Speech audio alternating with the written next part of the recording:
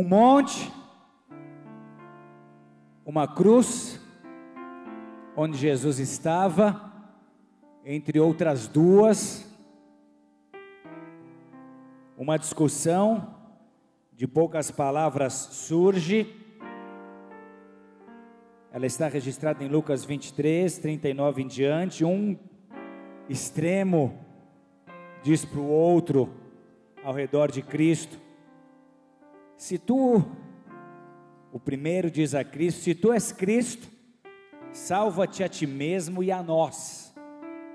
Um outro condenado, um outro ladrão, dos dois crucificados ao redor de Jesus, diz, tu nem ainda temes a Deus, estando na mesma condenação, repete comigo, condenação, na verdade nós com justiça, porque recebemos o que os nossos feitos mereciam, mas esse nenhum mal fez, e disse agora a Jesus, lembra-te de mim quando entrares no teu reino, e disse Jesus, em verdade vos digo, ainda hoje estarás comigo no paraíso. Aqui nós temos a história de um homem que reconheceu a inocência de Jesus e a justiça em sua condenação. Um homem consciente, um homem que dizia, eu mereço estar na cruz, eu mereço ser crucificado, eu mereço essa condenação, eu sei o que eu fiz, eu estou pagando pelos meus erros, eu mereço essa condenação, eu estou condenado. Condenar, amados, vem da raiz do latim, condemnatio, e condenado significa sentenciado como criminoso, condenado significa incurável, irremediavelmente perdido, reprovado, rejeitado, que sofreu condenação, sentenciado e ainda, num sentido espiritual, aquele que está no inferno. William Shakespeare certa vez disse, a minha consciência tem milhares de vozes, e cada voz me traz milhares de histórias, e de cada história sou o vilão condenado. Todo ser humano vai escutar vozes, todo ser humano vai ouvir dessas vozes histórias, e todas essas histórias vão culminar com uma condenação. Por quê? Porque a condenação fala. Todo homem conhece a raiz, todo homem conhece a razão de sua condenação. Nossos pecados estão diante de nós e nossas histórias nos acusam. É como se elas estivessem te dizendo, você merece, você errou, você pecou, você falhou, você tomou uma decisão errada no seu passado e agora você merece passar por isso, você não faz nada de especial em passar por essa condenação, porque você está colhendo aquilo que você plantou. Aquela condenação fala, você estragou tudo e agora você passa por isso, porque essa é a sua sentença. Jesus certa vez disse em Mateus 23, 33, aos religiosos, assim, serpentes, raça de víboras, como escapareis da condenação do inferno? Uma frase forte, dita a homens religiosos, zelosos, que seguiam as escrituras, que seguiam o Antigo Testamento, que seguiam as suas tradições orais. Serpentes, raças de víboras, como vocês vão escapar da condenação do inferno? O que Jesus faz com uma afirmação como essa? Ele está apontando a falha de um sistema religioso que ensina que a autojustificação pode trazer salvação. Jesus aponta como falho o sistema religioso que ensina os seres humanos a conquistar a salvação por suas obras, pela sua bondade, pela sua justiça. Ele revela que aquele sistema, que aquela religião os havia transformado em serpentes, em víboras. E por que um termo tão pesado? Porque Jesus reprova a doutrina que dizia: salve-se a si mesmo pelas suas obras. Por quê? Porque como a Bíblia garante que não há um justo sequer, por mais justo que você tente ser, por mais reto que você tente ser, a Bíblia garante que não há um justo sequer. Jesus uma vez foi chamado de bom. Senhor, o Senhor sendo bom, Ele repreende aquela pessoa dizendo: por que me chamas de bom? Bom, só Deus. Porque Jesus falava ali como homem. Só há um bom, só há um justo, e esse é Deus. Como não há um justo sequer, essas serpentes, esses professores da lei, que ensinavam, que embriagavam o povo com essa doutrina, que lançavam sobre o povo fardos tão pesados que eles mesmos não carregavam, com isso eles nem entravam no reino e nem deixavam os outros entrar, porque eles transformavam a tarefa de se relacionar com Deus num conjunto de regras e doutrinas a serem seguidas. E aí Jesus dá um panorama do que seria o seu ministério, é um teaserzinho. Ele está perguntando como vocês vão se salvar dessa condenação. Por quê? Porque só existe um caminho que ele estava prestes a revelar, e esse é o caminho da graça. Se não for pela graça, se não for pelo favor imerecido, ninguém pode estar na presença de Deus, ninguém pode ser salvo de condenação alguma. Dê graças a Deus todos os dias, porque você tem a graça, porque se dependesse das suas escolhas, dos seus atos e da sua justiça, você assim como eu estaria perdido. Nós temos que todos os dias glorificar a Deus, porque a graça de Deus nos alcançou, e por causa disso o seu nome, assim como o nome de todo aquele que crê, está escrito no livro da vida. E para esse que tem o seu nome escrito no livro da vida, não há mais condenação. Aplauda o Senhor Jesus por isso. Não há mais condenação.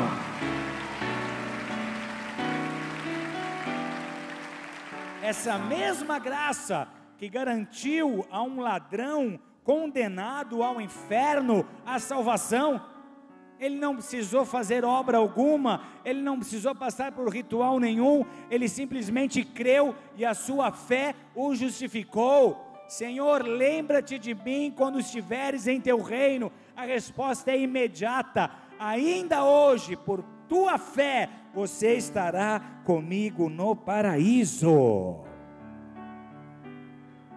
Paulo diz aos Romanos, no capítulo 8, verso 1: portanto, agora nenhuma condenação há para os que estão em Cristo Jesus, que andam segundo a carne, não os que andam segundo a carne, mas segundo o Espírito. Paulo está dizendo que se você está em Cristo Jesus e anda em Espírito, para você não há acusação alguma. Igreja, essa é uma pregação, essa é uma mensagem para aqueles que andam segundo o Espírito, que sofrem quando pecam, aqueles que não querem pecar, aqueles que se esforçam para obedecer a Deus, que amam a Deus, mas ainda assim se sentem condenados, como uma ferramenta velha, que foi lançada num caixote, num fundo de uma garagem, esquecida, quebrada, que só não é jogada fora porque tem um valor especial, sentimental. É como se, puxa, porque eu errei, porque eu falhei, Deus não vai mais usar como Ele gostaria. Agora há outras ferramentas mais novas, mas eu sou uma ferramenta encostada, eu estou no fundo de uma caixa, na garagem de Deus. Ele veio de vez em quando, Ele me dá uma atençãozinha porque me ama, mas nunca mais os projetos de Deus vão se cumprir, o plano dele comigo não se cumpre mais, porque eu falhei, porque eu errei, porque eu fui rejeitado. A minha vida está assim, porque eu fiz escolhas erradas. Eu mereço isso, eu mereço essa rejeição, eu mereço essa culpa, eu mereço esse castigo, eu mereço esta condenação. E aí você carrega um peso, porque a condenação é pesada, e esse peso te impede de fluir, te impede de ser feliz.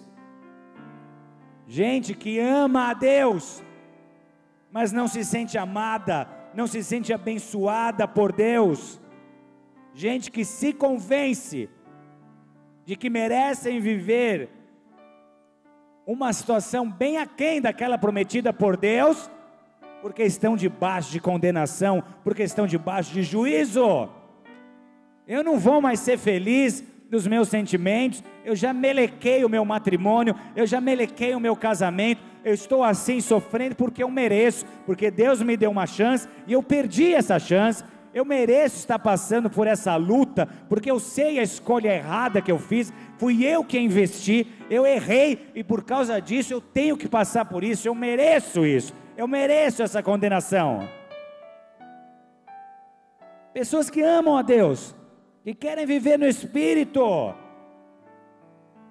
uma condição muito diferente dos que andam segundo a carne, daqueles que desprezam a Deus, daqueles que desprezam a palavra de Deus, pessoas que estão mais preocupadas em se autopreservar do que em servir, mais preocupada com a sua imagem diante dos homens, do que com a sua vida diante de Deus.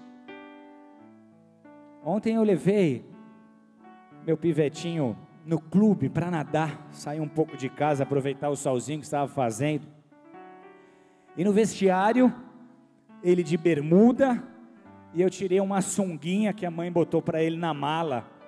Só que ele assistiu num desenho, num filminho do Diário de um Banana, que quem usa sunga é cururu, porque riram do menino no vestiário de sunga e os outros todos estavam de bermudas. Só que isso é lá nos Estados Unidos, onde ninguém usa sunga, é estranho lá usar sunga. Mas aqui, toda meninada estava de sunga, mas ele brigou comigo. Eu falei, filho, bota essa sunga. Não, pai, eu quero entrar de short. Eu boto essa sunga. Não, pai, não faz isso comigo, eu preciso entrar de short. Eu falei, você vai estragar sua bermuda, bota essa sunga. Falei, bravo. Aí ele botou a sunga a contragosto, tirou o chinelo e não queria ir de chinelo, queria ir descalço. Eu falei, mas como é que você vai entrar descalço numa piscina? Você vai derrapar, você vai cair, vai bater a cabeça, bota o chinelo. Aí a contragosto ele coloca o chinelo, ele se olha no espelho de chinelo, e sabe quando o cara põe a sunga um pouco alta, ela está assim no umbigo? E ele gritou para mim, por que você me faz passar por um babaca? Desse jeito. Eu falei, você não é babaca, filho, vem cá. Arrumei a sunguinha dele mais baixinha, na cinturinha, falei, olha lá. Ele falou, continua um babaca. Eu falei, vem cá, filho, você precisa usar sunga, porque aqui nem pode usar short, chinelinha para não escorregar. Se olha no espelho, olha como você está estiloso. E ele disse, babacão total.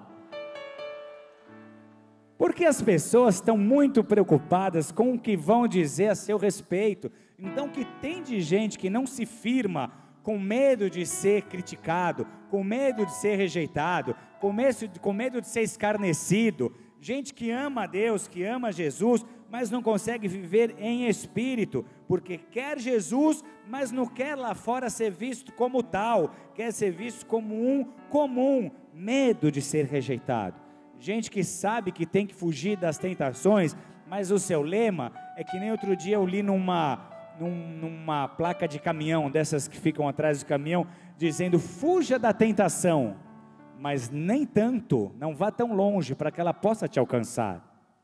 É essa a tua santificação, correndo da tentação, mas nem tanto, vai ser se afastar, mas mais devagar, para que a tentação te alcance.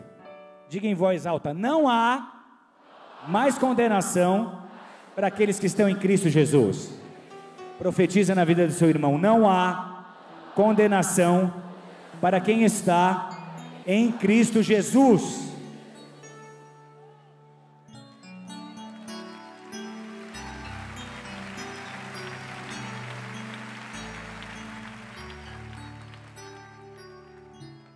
Por que essa afirmação de Paulo é uma das maiores dádivas que um ser humano pode receber? Por que essa é uma das maiores promessas de Deus para nós? Não há mais condenação para aqueles que estão em Cristo Jesus.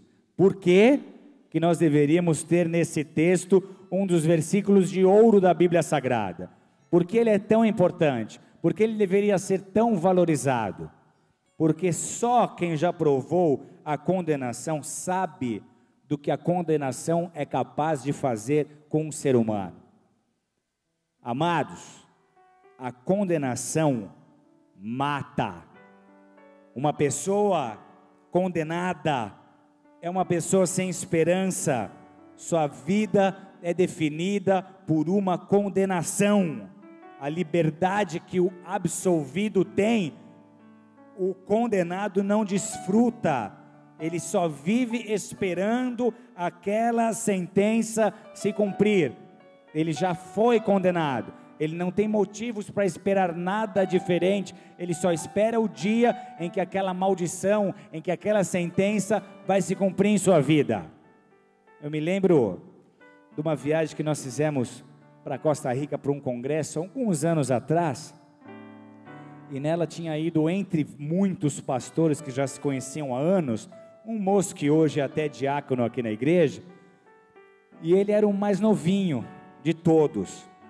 E os pastores combinaram de ninguém fazer a barba durante uns 15 dias, e no último dia todo mundo ia fazer um designer mustache e o bigode mais estileira ia ganhar um prêmio. E ficou combinado na regra do concurso que aquele que fizesse a barba ia tomar uma coça.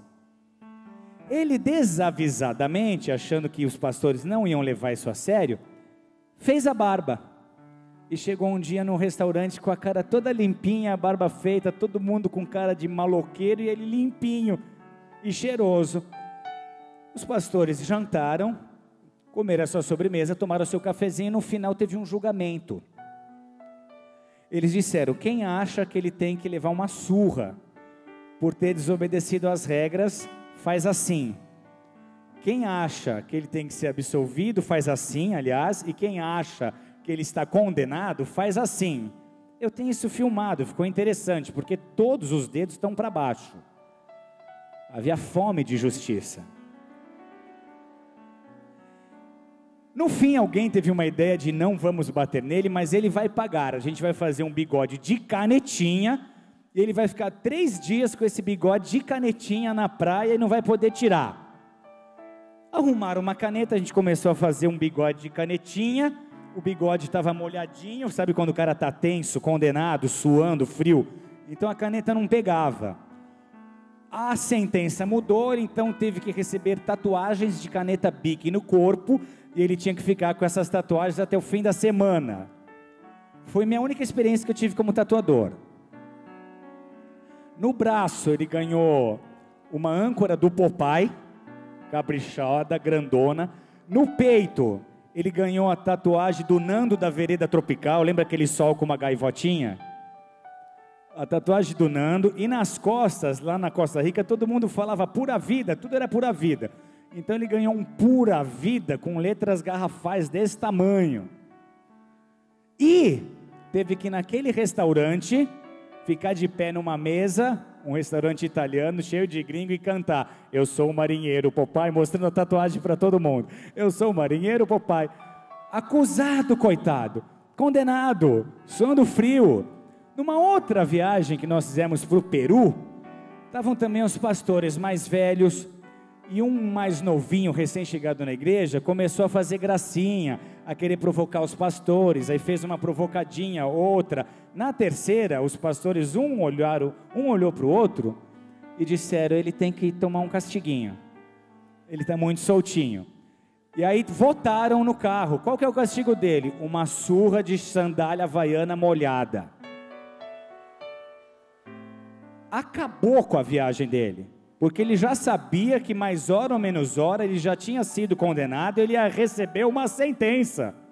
Então dali para os próximos dias ele estava o tempo inteiro em estado de alerta, de onde vai vir a primeira chinelada.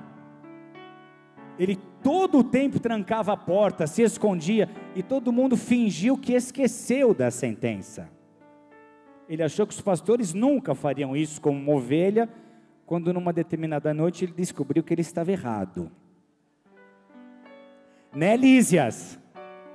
Como é ruim estar debaixo de condenação. Já foi dada a sentença, eu vou apanhar, eu vou sofrer, vai dar tudo errado. Eu estou condenado, debaixo de condenação. Condenação mata. Você não consegue mais curtir a vida, você não consegue mais ser feliz. Você sabe que mais hora menos hora a tua história vai vir à tona, os teus credores vão vir te acusar, a sentença do juiz vai sair. Mais hora ou menos hora você vai ter que lidar com uma sentença já determinada. Você foi condenado. Não dá para viver desse jeito. Abra sua Bíblia comigo em 2 Coríntios, capítulo 3.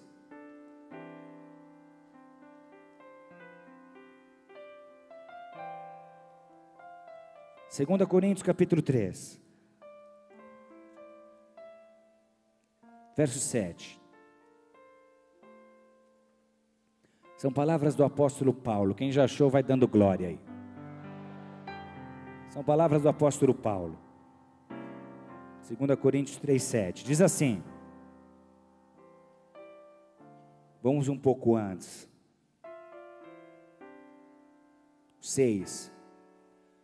O qual, falando de Jesus, nos habilitou para sermos ministros de uma nova aliança, não da letra, mas do Espírito, porque a letra mata, mas o Espírito vivifica. Repete comigo: a letra mata, mas o Espírito vivifica. E ele continua: e se o ministério da morte, gravado com letras em pedras, se revestiu de glória, a ponto de os filhos de Israel não poderem fitar a face de Moisés, por causa da glória do seu rosto, ainda que desvanecente, como não será de maior glória o ministério do Espírito? Porque se o ministério da condenação foi glória, em muito maior proporção será glorioso o ministério da justiça. Até aí. Paulo falava da lei e da graça. Moisés, no Antigo Testamento, recebeu no Monte Sinai as tábuas dos 10 mandamentos. Esse é o ministério da lei. E o ministério da graça foi inaugurado em Cristo Jesus, quando Ele nos revela que é pela graça que nós somos salvos, que isso não vem de nós, é um dom gratuito de Deus. No Antigo Testamento, o povo recebe a lei. No Novo Testamento, o povo recebe a graça. E aqui, pregando para judeus e gentios, Paulo está dizendo que a falibilidade da lei é real e que essa salvação é gratuita. Então ele diz que a letra, em outras palavras, a lei mata, mas o Espírito vivifica.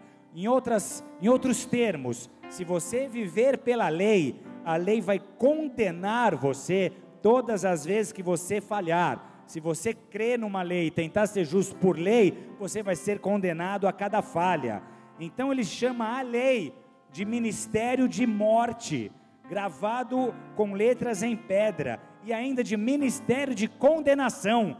Paulo chama a lei de ministério de morte e de ministério de condenação, e chama a graça de ministério do Espírito ou de ministério da justiça. O que ele estava ensinando?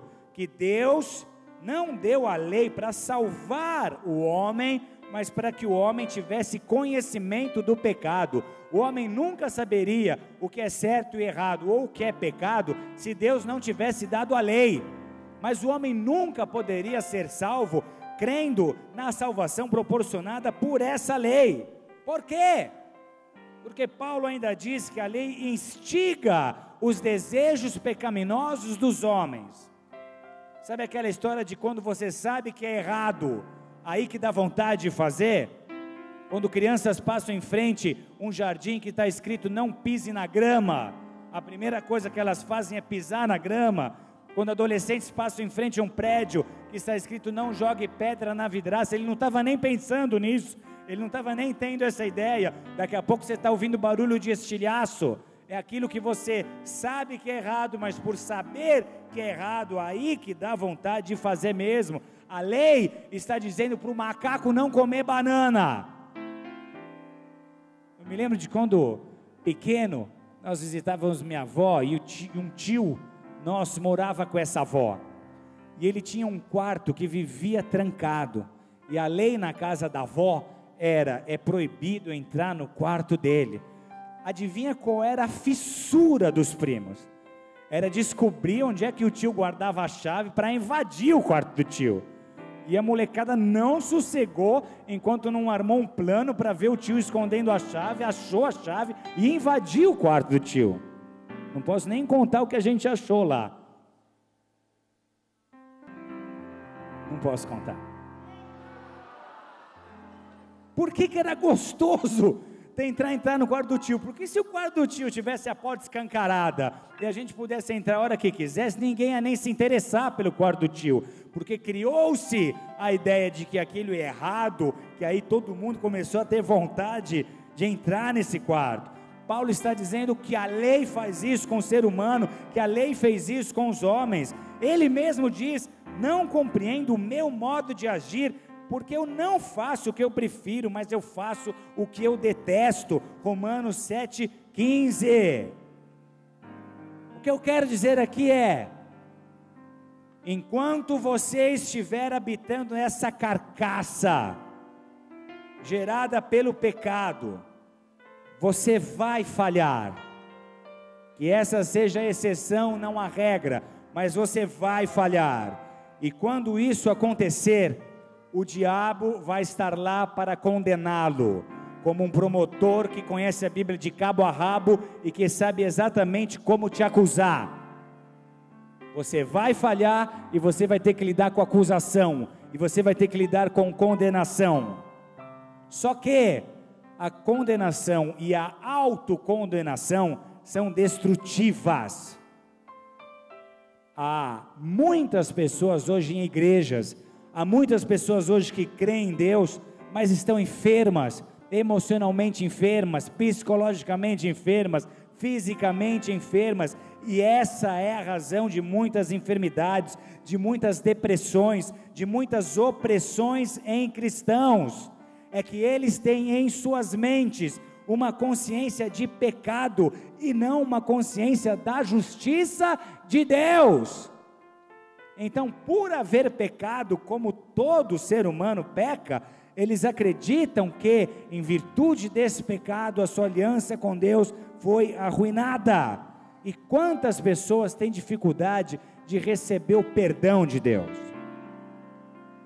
O pecado foi confessado, houve arrependimento, você sabe que Deus é fiel para perdoar, você sabe que a justiça de Deus te leva a Deus não ter opções, Ele tem que te perdoar.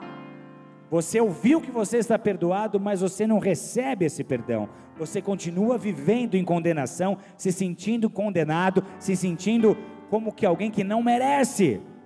Pior, quando você sabe que Deus te perdoou, mas quando você não se perdoou, quando você errou, não há nada pior, não há nada mais fácil para manter alguém cativo sob condenação do que se alguém não conseguir se perdoar.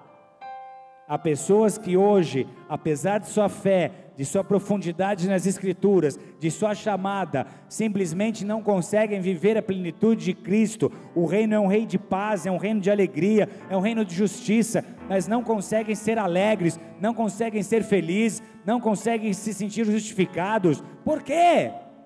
Porque não se perdoaram. É minha culpa, eu falhei, eu errei, minha família está do jeito que está, porque eu errei, porque eu falhei, eu passo porque eu passo, meu ministério está assim, porque eu mereço passar por isso. Quando a condenação domina igreja, a mente e o corpo têm uma resposta para ela.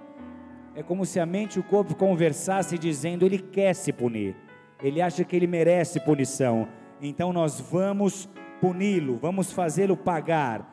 E o seu corpo responde a essa necessidade de punição, desenvolvendo doenças psicossomáticas, ansiedade, pânico, depressão, estresse, muitas vezes são gerados pela culpa. Quando não há perdão, a culpa leva o corpo a responder dessa forma. Quando nós falhamos em perceber que Jesus já carregou na cruz essa punição, diga em voz alta: Jesus já carregou na cruz essa punição. Quando nós falhamos em entender que essa punição já foi carregada na cruz por Jesus, nós punimos a nós mesmos. Nós punimos a nós mesmos. Nós destruímos os nossos relacionamentos. E às vezes, com as pessoas que mais nos amam. Porque uma pessoa que se sente condenada, que acha que tem que ser castigada, ela não consegue receber amor. Então todo mundo que se aproxima dela para dar amor é agredido, é ferido, porque ela acredita que não precisa receber amor, ou que não pode, que não é digna de receber aquele amor. E sabe o que acontece ainda? A autossabotagem. Deus quer te abençoar, Deus quer te viver coisas novas, te fazer viver coisas novas, mas porque você se sente condenado, porque você se sente culpado, você sabota os planos de Deus. Deus está prestes a fazer algo novo, mas você faz corpo mole, você não acredita naquilo, você faz coisas para dar errado, você se mobiliza, se move de forma a não dar certo, a não funcionar, você sabota a bênção de Deus, porque a culpa acaba guiando o seu comportamento. Se você não consegue se sentir perdoado, é porque talvez você não acredite na graça. E sabe o que é pior ainda de se sentir condenado? A condenação perpetua um ciclo de derrota. Sob condenação, você estará fadado, você estará condenado a repetir o seu pecado, porque a culpa te convence que a tua comunhão com Deus nunca mais vai ser a mesma, que a tua aliança com Deus, a partir do momento que foi quebrada, nunca mais vai ser restabelecida, e você volta a pecar. Uma pessoa que se sente condenada não tem força para se santificar, porque ela não tem motivo para isso. Por que eu vou me purificar? Por que eu vou me santificar? Por que eu vou me sacrificar, se eu nunca mais vou conseguir viver o que eu vivi no passado? Se eu nunca mais vou ter a alegria de servir como eu servia? Se eu nunca mais vou ser visto por Deus como um dia eu fui? Para que me santificar? Não há motivação. Então ela se entrega. É aí que um abismo chama o outro abismo, porque ela acredita, pela influência da culpa, que Deus a reprovou, que Deus a condenou. Então não há nada que a atraia à presença de Deus de novo. Quanto mais culpa ela sentir, mais ela vai se afastar de Deus. Há pessoas que dizem que a culpa nos aproxima de Deus, mas essa é uma mentira, porque a culpa faz com que as pessoas se sintam piores ainda na presença de Deus. O que afasta as pessoas de Deus é a condenação. O que aproxima as pessoas de Deus é o entendimento de que a única chance que eles têm de entrar na sala do trono é através da graça. É só esse entendimento, essa percepção, essa sabedoria que consegue resgatar um ser humano de uma condição de pecado, de apostasia. Entenda, sua comunhão com Deus nunca será quebrada, sua aliança com Deus nunca será desfeita, porque a sua aliança com Deus pode ser todos os dias purificada pelo sangue de Jesus derramado na cruz do Calvário. Não há pecado poderoso suficiente para que a sua aliança com Deus seja quebrada. Se você se arrepender e confessar, simples desse jeito, essa aliança será santificada e purificada, e é como se o seu pecado nunca tivesse existido. É como se você nunca tivesse errado. Deus não se lembra disso, os anjos não se lembram disso, nem Satanás tem acesso a essa lembrança, mas você a todo tempo está trazendo esse pecado à tona, e por ele sendo e por ele sendo acusado, e por ele sendo condenado. Sua comunhão com Deus nunca vai ser quebrada, só depende de você. Jesus nunca vai fazer o papel do acusador. Você sabe quem é o acusador? Você sabe quem faz você pecar para depois jogar o seu pecado na sua cara? Você sabe que Satanás significa acusador. Jesus nunca vai assumir a forma daquele que vem te acusar. Ao contrário, certa vez pegaram uma mulher em adultério, e a lei dizia que ela tinha que ser apedrejada. Trouxeram essa mulher à presença de Jesus. Eles queriam apedrejá-la, e Jesus diz o quê? Aquele que não tem pecado, então jogue a primeira pedra. E aos poucos, um depois do outro, foram lançando essas pedras no chão. Quando Jesus olha para aquela mulher, ela não foi apedrejada, e ele pergunta: mulher, onde estão os seus acusadores? Ninguém te condenou? E ela disse: ninguém, Senhor. E Jesus lhe disse: nem eu te condeno, vá e não peques mais. Amém? Ninguém te condenou, mulher? Eu também não te condeno. Eu morri na cruz no seu lugar para você não precisar ser condenado. Essa condenação que está sobre a sua vida não foi imputada por mim. Não fui eu que te condenei. Eu quero te salvar, eu quero te libertar, eu quero te vivificar, eu quero te glorificar. Eu também não te condeno. Vá e não peques mais. Mas o texto em João diz que, como filhinhos, se nós pecarmos, ainda assim nós temos um advogado diante de Deus para perdoar os nossos pecados, nos purificar de toda injustiça, para que nós possamos ser aceitos de novo por Deus. Tem gente que acha que depois que se batizou, se pecar, se errar, vai ter que batizar de novo, vai ter que fazer algum ritual, vai ser difícil demais voltar a ter comunhão com Deus, vai ser difícil demais voltar a estar na presença de Deus. Nessa mesma viagem que a gente fez, esse moço novo na igreja, eu e o pastor Eric, a gente perguntou: você já se batizou? Ele respondeu: já. A gente falou: mas depois disso, você não pecou mais? Ele: não, nunca mais pequei. Falei: você tem certeza disso? Não olhou para ninguém, não cobiçou nenhuma mulher, não caiu. Aí ele pensou bem e falou: é melhor me batizar de novo. E aí a gente fingiu que ia batizá-lo de novo, e ele tomou um caldo daqueles que o cara sai roxo debaixo d'água, para ele aprender uma lição. Batismo é um só, meu amado. Depois disso você vai errar, você vai falhar, você vai pecar, mas você vai ter experiências maravilhosas com a misericórdia de Deus. Tem gente que acha que a bondade de Deus dura hoje e amanhã, mas a Bíblia nos ensina que a bondade de Deus dura para sempre, e a sua misericórdia de geração em geração.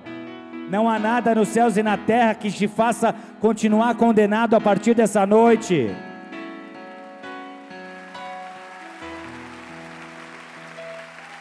Porque a misericórdia triunfa sobre o juízo. Diga em voz alta: a misericórdia triunfa sobre o juízo. Os homens podem ter te julgado, as trevas podem estar te acusando, você pode ter se autocondenado, mas a Bíblia diz que a misericórdia de Deus triunfa sobre o juízo. Há uma simbologia incrível na Arca da Aliança. No Antigo Testamento, qual era o país mais santo para Deus? Responde para mim. No Antigo Testamento, qual era o país mais santo para Deus? O quê? Israel. No Antigo Testamento, qual era a cidade mais santa para Deus? Jerusalém. E o monte mais santo para Deus? O Monte Sião. Amém? O que Deus faz? Deus escolhe esse monte, nessa cidade, nesse país, para construir ali o seu templo. Ali Deus deseja esse templo. No templo havia o átrio, havia o santo e o santíssimo lugar. No santíssimo e no santo haviam mobílias, assim como no átrio. Mas no santíssimo, essa mobília era de uma peça só, e essa peça era a Arca da Aliança. Talvez você lembre dela com os caçadores da Arca Perdida e Indiana Jones. A Arca da Aliança foi construída na época do povo no Egito, no Êxodo, quando Moisés recebe essa revelação, essa direção. Deus disse que ele falaria aos sacerdotes sobre essa arca, sobre o propiciatório, que ali a voz dele seria escutada. Então essa arca tinha uma tampa, em cima dessa tampa 2 querubins, e Deus disse que a voz dele seria escutada ali. Esse lugar chamava propiciatório, era a tampa da arca. Essa tampa era uma chapa sólida, revestida de ouro, e ela cobria a caixa. Então pensa numa caixa construída no deserto, ela precisava ser de madeira. A única madeira que eles tinham no deserto era de acácia. Se você for para Israel, você encontra árvores de acácia até hoje. É uma madeira retorcida, difícil de ser trabalhada, mas a arca foi feita de madeira. Isso fala da dificuldade que é o caráter humano, de quão duro é o coração humano, de quão falho é o ser humano. Só que essa arca era revestida de ouro, e esse ouro representa a perfeição de Jesus, a realeza de Jesus. Essa tampa, essa chapa sólida de ouro, guardava 3 itens que Deus pediu para ser guardados ali, presta atenção. Primeiro, ali estavam guardadas as tábuas com os 10 mandamentos. O que as tábuas dos 10 mandamentos falam? As tábuas dos 10 mandamentos falam da nossa rebelião e da nossa falta de capacidade de guardar perfeitamente as leis de Deus. Ninguém, a não ser Jesus, conseguiu cumprir todos os mandamentos. A vara de Arão era o segundo item. E o que a vara de Arão fala? A vara de Arão teve que florescer no momento que o povo se levantou contra a eleição de Arão como sacerdote, contra a autoridade levantada por Deus. Então a vara de Arão fala da rebelião do homem contra a liderança constituída por Deus. E ainda ali havia um pote com maná. E o que esse pote fala? Ele fala da rebelião contra a provisão de Deus, porque apesar do maná ser o pão dos anjos, o povo a todo tempo reclamava e murmurava desse maná. Então preste atenção nisso. Deus escolheu a vara, a tábua dos 10 mandamentos e o pote de maná como símbolos da rebelião e do pecado do homem, guardou esses 3 itens numa arca e tampou essa arca com um propiciatório, com essa peça de ouro. O que isso significa para nós? Cada item da arca fala de rebeldia contra Deus. E o que Deus fez com a nossa rebelião? Ele coloca dentro da arca e ele cobre essa rebelião, ele cobre esse pecado com um propiciatório, onde o sangue precisava ser derramado e onde a voz de Deus seria ouvida. Sabe o que Deus está dizendo com isso? Eu não quero ver a rebelião do homem, eu não quero ver os pecados do homem. Ele cobre os nossos pecados com Jesus e com o sangue de Jesus. Então todas as vezes que ele vai se relacionar com os homens, ele não quer ver o pecado dos homens, mas ele quer ver o sangue de Jesus justificando e purificando os pecados dos homens. Então diga em voz alta para o seu vizinho: Deus não pode ver os seus pecados quando eles estão cobertos com sangue. Há pessoas que acreditam que Deus está com um sistema de investigação angelical para que os seus pecados sejam descobertos e revelados. Deus não quer ver os seus pecados. Se depender de Deus, você nunca pecava. Para Deus, o quanto mais rápido você pedir perdão e restaurar sua comunhão com Ele, melhor. Deus não quer ver pecados, Ele cobriu os pecados com o sangue do Cordeiro. Sabe o que é propiciatório no grego? É a mesma palavra usada para propiciação. E sabe o que é propiciação? João 2,2, 1 João 2,2 diz: Ele é a propiciação pelos nossos pecados. Ele é o sacrifício pelos nossos pecados. Então propiciatório é a mesma coisa que propiciação. Quando João disse que Ele é a propiciação, João estava dizendo: Ele é o propiciatório, Ele nos cobre dos nossos pecados, Ele nos cobre das nossas rebeliões. Aquela peça de ouro, amados, esse propiciatório representa Jesus. Para aquela peça poder assumir o formato de uma tampa, de ouro maciço, ela teve que receber muitos golpes, muitas marteladas, que foi o que Jesus fez na cruz por você. Por causa do sacrifício dele, do que ele viveu na cruz, hoje você pode ter os seus pecados perdoados. Agora, quer o mais incrível disso? Ninguém podia ou deveria levantar aquela tampa. Houve um episódio em 1 Samuel 6,19, que alguns homens em Bet-Semes tentaram levantar essa tampa. Olha o que aconteceu: o Senhor feriu os homens em Bet-Semes, porquanto olharam dentro da arca do Senhor. Feriu o povo do Senhor, 50.070 homens, porque eles resolveram dar uma espiadinha dentro da arca do Senhor. Por que Deus não aceitou isso e nos deixou essa história como exemplo? Porque ninguém deveria descobrir os pecados que já foram cobertos. Ninguém deveria abrir uma caixa onde estão guardadas a rebelião dos seres humanos. Ninguém deveria trazer à tona um pecado que já foi perdoado. Ninguém deveria pescar um pecado que já foi lançado no mar do esquecimento. A Bíblia diz que quando você confessa o teu pecado, esse pecado é lançado no mar do esquecimento. E nesse mar tem uma plaquinha dizendo proibido pescar. Deus não quer ver ninguém acusando outros pelos seus pecados. Deus não quer ver ninguém se autocondenando pelos seus pecados. A partir do momento que você se arrependeu, que você pediu perdão, o perdão de Deus foi liberado, esse pecado está coberto, o sangue de Jesus já te purificou, já te justificou. Não continue se sentindo acusado por Ele. Ninguém devia lembrar dos seus pecados. Deus manteve a lei escondida debaixo do propiciatório, porque a lei era a nossa condenação. Então não levante a tampa. Diz para o seu vizinho: para de levantar a tampa. Não interessa o que foi. Se você olhar demais para o seu passado, você contaminou com veneno o seu presente. Se você se arrependeu e se perdoou, se prepare para viver um tempo novo, se prepare para viver coisas novas da parte de Deus, se prepare para ser tremendamente abençoado, se prepare para um ano de restauração, de restituição. A sua vida vai ser um exemplo do amor de Deus, da misericórdia de Deus. Ele vai fazer infinitamente mais do que você pediu ou pensou, porque através da sua vida, as pessoas vão saber que há um Deus de amor, que há um Deus de misericórdia, que há um Deus que ama, que há um Deus que resgata, que há um Deus que restaura. Aleluia.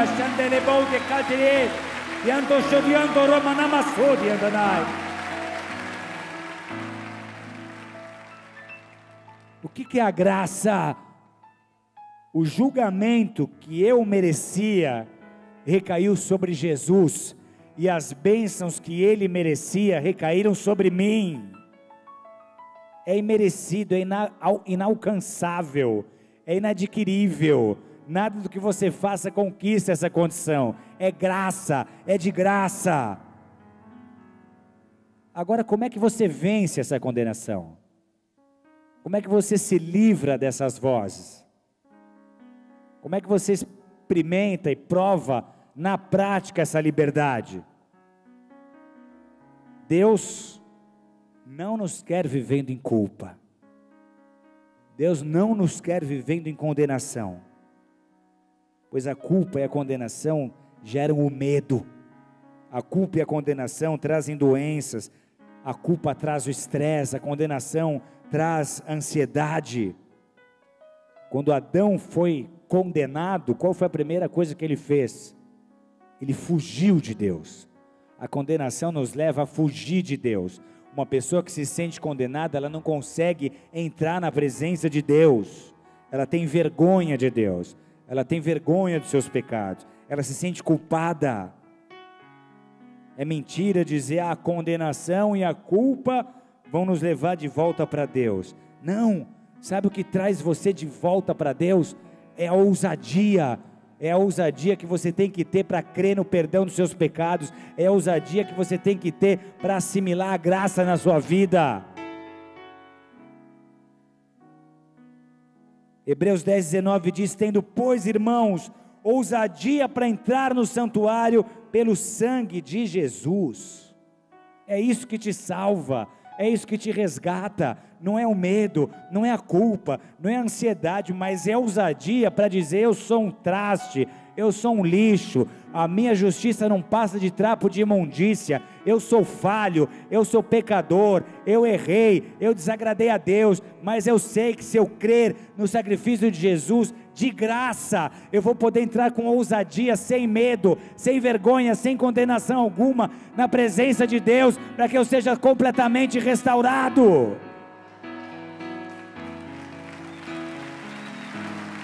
Aleluia, louvado seja o teu nome, Jesus.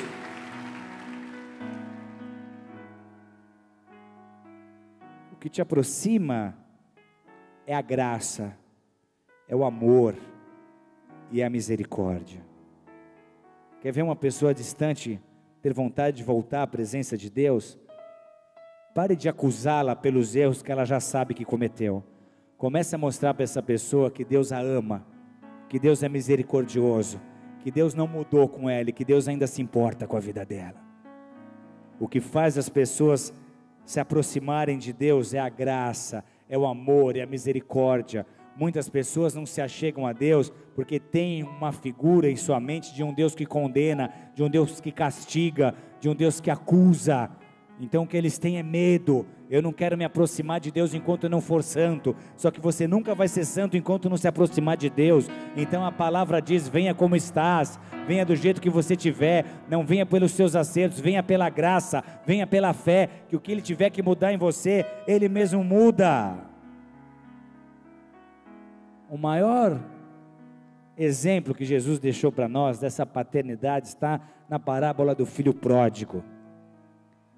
Todos conhecem a parábola. O filho pede a sua parte na herança, ele se afasta do pai, ele gasta a sua herança do jeito que ele quer, em pecados, em desonra ao seu pai.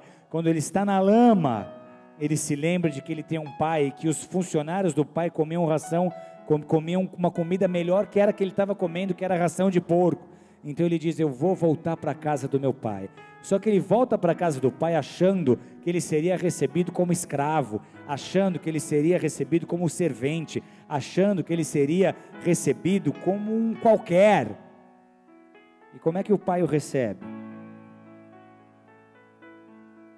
O pai corre para abraçar o filho, para restaurar o filho, para restituir o filho. Sabe o que Jesus estava fazendo com essa parábola? Sinalizando a graça, porque o comportamento desse pai, do filho pródigo, é contrário à lei de Moisés. Lá em Deuteronômio, capítulo 21, do verso 18 a 21, está escrito que um filho rebelde deveria ser apedrejado. E o que Deus está fazendo aqui? No lugar da condenação que aquele filho merecia, pela lei, Jesus está revelando graça e perdão. Dê uma salva de palmas forte a Jesus por isso. Aleluia, aleluia. É essa graça que nos faz levantar todos os dias, é essa graça que te mantém de pé, é essa graça que te faz livre. Se você tentar continuar sua caminhada com Deus, sem receber todos os benefícios que essa graça pode te dar, a sua vida vai estar limitada, você não vai fluir, você não vai alcançar o que Deus tem para você nessa terra. Então a primeira coisa que você deveria fazer hoje é escolher trazer a arca de volta. Davi, quando foi ungido rei, ele trouxe a arca até o Monte Sião. Primeira ação dele: vai buscar a arca, a presença de Deus, bota essa arca no Monte Sião. Nós precisamos da presença de Deus. Agora, por que o Sião e não o Sinai? Pensa comigo. Por que Deus trouxe a arca para Sião e não para o Monte Sinai? Eram dois montes onde ele visitou o povo. Porque no Monte Sinai, Moisés recebe os 10 mandamentos. Então o Monte Sinai representa a lei, e quando os homens recebem a lei no Monte Sinai, Êxodo 32, de 16 a 28, conta que 3.000 homens morreram. Repete comigo: 3.000 homens morreram. Agora em Sião, Sião representa a graça. No dia de Pentecoste, no Monte Sião, o Espírito Santo veio sobre os discípulos, e naqueles tempos 3.000 foram salvos. Enquanto a lei matou 3.000, a graça salvou 3.000. Aplauda o Senhor Jesus por isso, pois Ele é lindo, Ele é santo, Ele é verdadeiro, Ele é maravilhoso. A lei mata, mas o Espírito traz vida. A lei condena, mas a graça salva. Traga Jesus de volta a Sião. Igreja, traga Jesus de volta ao lugar de honra, onde Ele precisa estar. Não é o fazer, fazer, fazer. Não é o servir, servir, servir. Não é o chamado, o chamado, o chamado. Ou a visão, a visão, a visão. O chamado é importante, a visão é importante, o servir é importante, o fazer é importante. Mas tudo está fundamentado em Jesus. É Jesus, Jesus e Jesus. Se não for por Ele, se não for para Ele, se não for através dEle, todas as nossas obras serão mortas.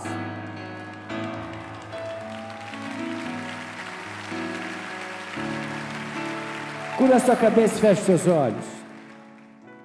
O que é trazer Jesus de volta a Sião? A presença de Deus de volta a Sião é fazer de Jesus a peça central de cada área da sua vida, de cada aspecto da sua vida. Ele disse: onde 2 ou 3 estiverem em meu nome, eu ali estarei. Eu ali estarei. Eu ali estarei. Ele não disse: onde 2 ou 3 santos consagrados estiverem em meu nome, ele estarei. Onde 2 ou 3 estiverem invocando o meu nome, eu ali estarei.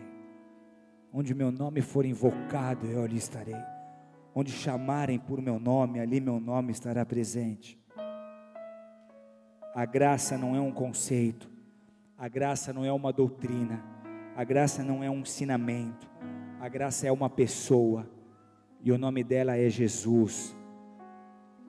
Faça de Jesus, faça da graça de Jesus o centro da sua vida, da sua família, do seu casamento, da sua empresa, da sua carreira, das suas finanças, e a plenitude da bênção de Deus irá fluir.